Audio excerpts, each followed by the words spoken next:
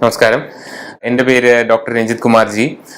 ഞാൻ KIMS health hospital കോട്ടയത്ത് orthopaedic ഡിപ്പാർട്ട്മെന്റിൽ ഓർത്തോപെഡിക് സർജനായി വർക്ക് ചെയ്യുന്നു. നമ്മുടെ സമൂഹത്തിൽ കാണപ്പെടുന്ന ഒരു വലിയൊരു പ്രശ്നമാണ് ഈ മുട്ടുവേദന. സാധാരണ ഈ പ്രായം കൂടുന്തോറും മുട്ടിന് വേദന അനുഭവപ്പെടാറുണ്ട്. പടി കയറാൻ ബുദ്ധിമുട്ട്, അല്ലെങ്കിൽ ഒരു ചെയറെ പോലും ഇരിക്കാൻ ബുദ്ധിമുട്ട്, നടക്കാൻ ബുദ്ധിമുട്ട്. അതിൻ്റെ ഒരു വലിയ ശതമാനം ആളുകൾക്കും മുട്ടിന്റെ തേയ്മാനമായിരിക്കും അസുഖം. മുട്ട് തേയ്മാനത്തിനെ പറ്റി പറയുന്നതിന് മുമ്പ് മുട്ടിന്റെ ഘടനയെ പറ്റി അറിയേണ്ട ആവശ്യകതയുണ്ട്. മുട്ട് അഥവാ നീ ജോയിന്റിന്റെ അത് ഉണ്ടാക്കുന്നത് 3 എല്ലുകളാണ്. അതായത് തോടയസ്ഥി അഥവാ ഫീമർ, പിന്നെ കണങ്കാലസ്ഥി അഥവാ ടിബിയ, പിന്നെ മുട്ടുചിരട്ട അഥവാ പെറ്റല. ഈ 3 ബോൺസും ചേർന്നാണ് ഈ മുട്ട് എന്ന് പറഞ്ഞ അതായത് നീ ജോയിന്റ് ഉണ്ടാക്കുന്നത്. പിന്നെ മുട്ടിനുള്ളിൽ ഈ എല്ലിന്റെ അറ്റത്ത് നമ്മുടെ കാട്ടിലിച്ച് അഥവാ തരുണാസ്ഥി ഉണ്ട്. പിന്നെ ഇതിൻ്റെ ഉള്ളിൽ പുറവശത്തുമായിട്ട് ലിഗമെന്റ്സ് ഉണ്ട്, അതായത് വള്ളികൾ. പിന്നെ മുട്ടിനുള്ളിൽ വാഷർ അഥവാ മെനിസ്കൈ എന്ന് പറഞ്ഞ ഒരു സംഭവം ഉണ്ട്. മുട്ടിന്റെ തേയ്മാനം സാധാരണഗതിയിൽ ഈ പ്രായമുള്ള ആളുകളാണ് കൂടുതലും കാണാറ്. അപ്പൊ അത് സാധാരണ ഈ തരുണാസ്ഥിയിൽ ഉണ്ടാവുന്ന മാറ്റങ്ങൾ അഥവാ മൈക്രോസ്കോപ്പിക് ലെവലിൽ ഉണ്ടാവുന്ന മാറ്റങ്ങൾ കാരണമാണ് ഈ തേയ്മാനം ഉണ്ടായത്. അഥവാ ഡീജനറേറ്റീവ് ഓസ്റ്റിയോആർത്രൈറ്റിസ് എന്ന് പറയും. പ്രായം കാരണം ഉണ്ടാവുന്ന ഒരു തരം തേയ്മാനമാണ് ഈ ഓസ്റ്റിയോആർത്രൈറ്റിസ്, ഡീജനറേറ്റീവ് ഓസ്റ്റിയോആർത്രൈറ്റിസ്. വേറെ ഉള്ളതെന്ന് പറഞ്ഞാൽ വാദം അഥവാ റുമറ്റോയിഡ് ആർത്രൈറ്റിസ് എന്ന് പറയും. അതായത് നമ്മുടെ മുട്ടിനുള്ളിൽ ഈ ദശയുണ്ട്, സൈനോവിയം എന്ന് പറയും. അതിലുണ്ടാകുന്ന മാറ്റങ്ങളും അത് കാരണം സാധാരണ മുട്ടിൽ തേയ്മാനം വരാം. ഈ അസുഖം ഉണ്ടാവുമ്പോൾ നമ്മുടെ കൈയിലെ ചെറിയ ജോയിന്റ്സ് അല്ലെങ്കിൽ കാലിലെ ജോയിന്റ്സിലൊക്കെ മാറ്റം ഉണ്ടായി. ഈ റുമറ്റോയിഡ് ആർത്രൈറ്റിസ് എന്ന് പറയുന്ന ഒരു തരം തേയ്മാനം. വേറൊരു ടൈപ്പ് എന്ന് പറഞ്ഞാൽ നമ്മുടെ ഈ ക്രിസ്റ്റൽ ആർത്രോപ്പതി എന്ന് പറയും. അതായത് ഗൗട്ട്. ഇതിന്റെ ഈ മോണോസോഡിയം യൂറേറ്റ് ക്രിസ്റ്റൽസ് വന്ന് ഈ ജോയിന്റിൽ കയറി അടിഞ്ഞിട്ട് അപ്പോഴും തേയ്മാനം ഉണ്ടാവാം.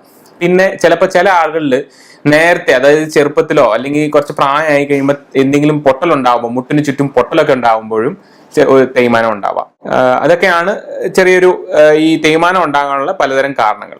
എന്തൊക്കെയാണ് മുട്ട് തേയ്മാനത്തിന്റെ ലക്ഷണങ്ങൾ? ആദ്യം തന്നെ വേദനയാണ് വലിയൊരു സൈൻ, അതായത് മുട്ട് തേയ്മാനത്തിന്റെ ആരംഭം ഉണ്ടെന്ന്. അതായത് നമ്മൾ സ്റ്റെപ്പ് കയറുമ്പോഴോ അല്ലെങ്കിൽ ചെമ്പറമെന്ന് താഴെ ഇരിക്കുമ്പോഴോ അല്ലെങ്കിൽ നമ്മൾ ക്ലോസറ്റിലിരുന്ന് എഴുന്നേൽക്കുമ്പോഴോ ഇതൊക്കെ ചെയ്യുമ്പോൾ നമുക്ക് ഭയങ്കര വേദന അനുഭവപ്പെടും. പിന്നെ ഉള്ളത് മുട്ടിന് ചുറ്റും നീര് വെക്കുക, അല്ലെങ്കിൽ അതൊരു വേറൊരു ലക്ഷണമാണ്. പിന്നെ ഉള്ളത് മുട്ടിന് വളവുണ്ടാവുക, ഈ തേയ്മാനം കൂടിയിട്ട് വളവുണ്ടാവാനുള്ള സാധ്യതയുണ്ട്. പിന്നെ ഈ നമ്മൾ മുട്ട് അനക്കുമ്പോഴും ഒക്കെ ഈ ഞൊട്ട വീഴുന്ന പോലെ ശബ്ദം ഉണ്ടാവുക, അത് ക്രെപ്പിറ്റസ് എന്ന് പറയും. അപ്പൊ ഈ മുട്ട് തേയ്മാനം ഉണ്ടാകുമ്പോൾ അത് വേറൊരു രോഗലക്ഷണം. ചില ആളുകളിൽ നമ്മുടെ ദൈനംദിന പ്രവർത്തനങ്ങളെ വരെ ബാധിക്കും ഈ മുട്ട് തേയ്മാനം ഉണ്ടാവുമ്പോൾ. പിന്നെ ഈ ചില ആളിൽ ഇടറിപ്പോകുന്ന പോലെ ഒരു തോന്നൽ വരെ ഈ തേയ്മാനം ഉണ്ടാകുമ്പോഴത്തേക്ക് ചുറ്റുമുള്ള പേശികളിൽ ചെറിയൊരു വീക്ക്നെസ്, അതായത് ബലക്കുറവ് അനുഭവപ്പെടുമ്പോൾ തെന്നിപ്പോകുന്ന പോലെ ഒരു തോന്നൽ. ഇതൊക്കെയാണ് മുട്ട് തേയ്മാനത്തിന്റെ ലക്ഷണങ്ങൾ. മുട്ട് തേയ്മാനം ഉണ്ടാകുമ്പോൾ നമ്മൾ ഇതിനെ ചികിത്സിക്കുന്നതിന് മുമ്പ് ഇതിനെ നമ്മൾ ഗ്രേഡ് ചെയ്യും. അതായത് എത്രത്തോളം മുട്ടിനെ ഇത് ബാധിച്ചിട്ടുണ്ടെന്ന് നമ്മൾ തിരിച്ചറിയണം. അപ്പൊ അതിന് നമ്മൾ സാധാരണഗതിയിൽ കുറെ പഠനങ്ങൾ നടത്തിയിട്ട് കുറെ സ്റ്റേജസ് ഉണ്ട് ഇതിന്റെ. അതായത് ഗ്രേഡ് 1, ഗ്രേഡ് 2, ഗ്രേഡ് 3, ഗ്രേഡ് 4. ഇതൊക്കെ സാധാരണ നമ്മളിപ്പം രോഗലക്ഷണങ്ങൾ അല്ലെങ്കിൽ രോഗിയെ പരിശോധിച്ചിട്ട് പിന്നെ എക്സ്റേകൾ ഇതൊക്കെ നോക്കിയിട്ടാണ് നമ്മൾ ഏത് സ്റ്റേജിലാണ് പേഷ്യന്റ് ഉള്ളതെന്ന് നമുക്ക് തിരിച്ചറിയാൻ പറ്റുക. പിന്നെ മുട്ട് തേയ്മാനം എങ്ങനെയൊക്കെയാണ് നമ്മൾ ചികിത്സിക്കുക? ആദ്യം തന്നെ സ്റ്റേജ് 1, അതായത് പേഷ്യന്റിന് അത്രയും വേദനയുണ്ട് എന്നാൽ നമ്മുടെ എക്സ്റേ ഒക്കെ നോക്കുമ്പോഴും അത്രയും ബാധിച്ചിട്ടില്ല. അങ്ങനത്തെ ആൾക്ക് നമ്മൾ സാധാരണഗതിയിൽ റെസ്റ്റ് എടുക്കുക. അതായത് വേദന അനുഭവപ്പെടുമ്പോൾ ആ സമയത്ത് റെസ്റ്റ് എടുക്കുക. പിന്നെ ഉള്ളത് പെയിൻ കില്ലേഴ്സ്, അതായത് വേദന സംഹാരികൾ കുറച്ച് കൊടുക്കുക. പിന്നെ ചില ആളുകൾ ഓയിൻമെന്റ് ഒക്കെ കൊടുക്കാറുണ്ട് മുട്ടുവേദന കുറയാൻ. പിന്നെ വെയിറ്റ് കുറയ്ക്കുക. ഭാരമുള്ള ആളാണെങ്കിൽ വെയിറ്റ് കുറയ്ക്കുമ്പോൾ അവിടെ ഉള്ള ലോഡിങ്, അതായത് വെയിറ്റ് അവിടെ പ്രഷർ വരുന്നതൊക്കെ കുറയ്ക്കാൻ പറ്റും നമ്മൾ ഈ വെയിറ്റ് ഒക്കെ കുറച്ച് കഴിഞ്ഞാൽ. പിന്നെ അടുത്ത സ്റ്റേജിൽ, അതായത് കുറച്ചുകൂടി സ്റ്റേജ് 2 ഒക്കെ ആകുമ്പോഴത്തേക്ക് നമുക്ക് സാധാരണഗതിയിൽ ഇഞ്ചക്ഷൻ കൊടുക്കാം. എന്തെങ്കിലും സ്റ്റെറോയിഡോ ഒക്കെ ഇഞ്ചക്ഷൻ കൊടുക്കാം. പിന്നെ ഉള്ളത് നമ്മൾ ഹൈൽറോൺ എന്ന് പറയും. നമ്മൾ സാധാരണ ഈ തരുണാസ്ഥിക്ക് ഒരുതരം ഒരു പ്രൊട്ടക്ഷൻ നൽകുന്നത് കോൺട്രാ പ്രൊട്ടക്റ്റീവ് ഏജ് എന്ന് പറയും. അതാണ് നമ്മുടെ ഈ വേറൊരു ടൈപ്പ് ഓഫ് ട്രീറ്റ്മെന്റ്. പിന്നെ ചില ആൾക്ക് ബ്രേസിങ്, അതായത് മുട്ടിന് ചുറ്റും ഒരു പ്രൊട്ടക്റ്റീവായിട്ട് മുട്ടിനെ പ്രൊട്ടക്ട് ചെയ്യാൻ വേണ്ടി ബ്രേസസ് ഒക്കെ യൂസ് ചെയ്യാറുണ്ട്. ഇതൊക്കെയാണ് അടുത്ത സ്റ്റേജിലെ ട്രീറ്റ്മെന്റ്. ഇനിയും നമ്മളുടെ മുട്ടിൽ ചെറിയ, അതായത് വളവുകളൊക്കെ വന്നു തുടങ്ങുമ്പോഴത്തേക്ക് അതിൻ്റെതായ ട്രീറ്റ്മെന്റ് ആണ്.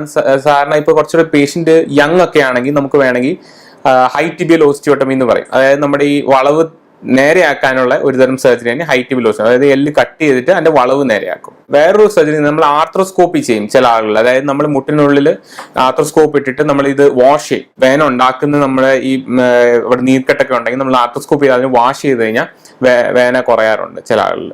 അടുത്തതായ സ്റ്റേജ് ആണ് നമ്മുടെ ഈ സ്റ്റേജ് 4. സ്റ്റേജ് 4 ആണ് ഏറ്റവും സിവിയർ പെയിൻ ഉണ്ടാക്കുന്നത്. അപ്പൊ ഇങ്ങനത്തെ പേഷ്യൻസിൽ കൂടുതലും വളവ് കാണും. പിന്നെ നമ്മുടെ ഈവൻ ഡെയിലി ആക്ടിവിറ്റീസ്, അതായത് ദൈനംദിന പ്രവർത്തനങ്ങൾ പോലും ബാധിക്കും ഇങ്ങനത്തെ ഇത്രയും ഒരു സ്റ്റേജിൽ തേയ്മാനം ഉണ്ടാകുമ്പോൾ. ഇങ്ങനത്തെ ആളുകളാണ് നമ്മൾ സാധാരണ മുട്ടുമാറ്റിവെക്കൽ ശസ്ത്രക്രിയ അഥവാ ടോട്ടൽ നീ റിപ്ലേസ്മെന്റിന് തന്നെ ഓപ്പറേഷൻ നമ്മൾ അഡ്വൈസ് ചെയ്യാറ്. ഈ ടോട്ടൽ നീ റിപ്ലേസ്മെന്റിൽ സാധാരണ നമ്മൾ ചെയ്യാറെന്ന് പറഞ്ഞാൽ നമ്മുടെ തൊടയെല്ലിന്റെ അഗ്രഭാഗത്തുള്ള തരുണാസ്ഥിയും എല്ലും നമ്മൾ നീക്കം ചെയ്തതിന് ശേഷം ഒരു മെറ്റലിക് ക്യാപ്പ് വെക്കും. പിന്നെ കണങ്കാലിലെ അഗ്രഭാഗത്തുള്ള ഈ തരുണാസ്ഥിയും എല്ലും കട്ട് ചെയ്തിട്ട് നമ്മളൊരു ക്യാപ്പ് വെക്കും. മെറ്റലിക് ക്യാപ്പാണ് ഇത് രണ്ടും.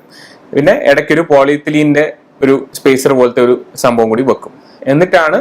ഇങ്ങനെയാണ് നമ്മൾ ഓപ്പറേഷൻ ചെയ്യാറ്. ടോട്ടൽ നീ റിപ്ലേസ്മെന്റ് ഒരു വളരെ നല്ല സർജറിയാണ്. അതായത് ചില പേഷ്യൻസ് ഒക്കെ നമ്മളോട് തന്നെ ഡിമാൻഡ് ചെയ്യും. അതായത് അവരുടെ റിലേറ്റീവ്സോ ആരെങ്കിലും ചെയ്തിട്ടുണ്ടെങ്കിൽ അവരുടെ ക്വാളിറ്റി ഓഫ് ലൈഫ് ഇമ്പ്രൂവ് ആവുന്ന കാരണം അവരത് കണ്ടുകൊണ്ട് തന്നെ നമ്മളോട് ഇങ്ങോട്ട് വന്ന് ഡിമാൻഡ് ചെയ്യും. അതായത് ടോട്ടൽ നീ റിപ്ലേസ്മെന്റ് ചെയ്യണം എന്ന് പറഞ്ഞുകൊണ്ട്. അപ്പോൾ നിങ്ങൾക്ക് മുട്ടുവേദനയോ മുട്ടുതേയ്മാനോ ഉണ്ടാവുകയാണെങ്കിൽ സ്വയം ചികിത്സയ്ക്ക് നിൽക്കാതെ അടുത്തുള്ള ഓർത്തോപെഡിഷനെ കാണിച്ച് അതിൻ്റെതായ ചികിത്സ എടുക്കുന്നതാണ് നല്ലത്. നന്ദി, നമസ്കാരം.